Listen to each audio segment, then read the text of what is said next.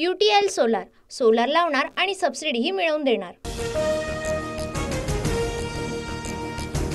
राष्ट्रवादी अजित पवार गटाचे 25 संभाव्य उमेदवार ठरले। पक्षांतर्गत बैठकीमध्ये अंतिम निर्णय झाल्याची माहिती। अजित पवार बारामतीमधून लढणार असल्याचं बैठकीत स्पष्ट। आमची देखील 25 उमेदवारांची यादी जवळपास फायनल। मुख्यमंत्री शिंदेही लवकरच यादी जाहीर करतील, गुलाबराव पाटलांची माहिती। राष्ट्रवादी अजित पवार गटाच्या संभाव्य यादीत तथ्य वाटत नाही, चंद्रशेखर बावनकुळेंची प्रतिक्रिया। महाविकास आघाडी आणि घटक पक्ष मिळून आम्ही किमान 170 ते 175 जागा जिंकू। शिंदे फडणवीस अजित पवार देखील खासगीत महाविकास आघाडीबाबत हाच आकडा देतील, संजय राऊतांचा दावा। संजय राऊतांचं वक्तव्य म्हणजे मुंगेरी लाल के हसीन सपने। संजय राऊतांच्या जागा संदर्भातील वक्तव्यानंतर प्रवीण दरेकरांची टीका। धनंजय मुंडे वळसेंची विदर्भातील महाविकास आघाडीच्या माजी मंत्र्यांना साथ। अनिल देशमुख सुनील केदारांच्या दबावामुळे मुंडे वळसे पाटलांकडून वेळ काढूपणा, आशिष देशमुख यांचा गंभीर आरोप।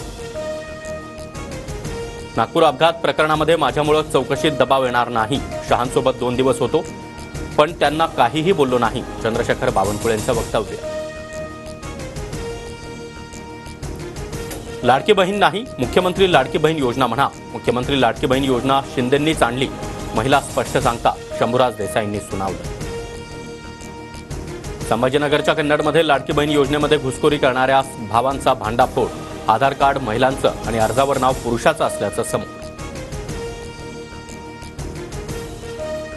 लाडक्या बहिणींना 1500 रुपये देऊन भावनिक करण्याचा प्रयत्न। 1500 रुपये आयुष्यभरासाठी पुरणार नाहीत, आम्हाला आयुष्यभराचं आरक्षण द्या, जरांगेंची टीका। अजित पवारांचे कट्टर समर्थक अनिल राक्षे आणि अमोल कोल्हे यांची भेट। राक्षे तुतारी फुंकणार असल्याच्या चर्चांना उधाण। अनिल राक्षे खेड आळंदी विधानसभा लढवण्यासाठी इच्छुक। शंभूराज देसाई दगडूशेठ गणपतीच्या चरणी लीन। एकनाथ शिंदे मुख्यमंत्री व्हावे, बाप्पाचरणी साकडं, शंभूराज देसाईंची प्रतिक्रिया।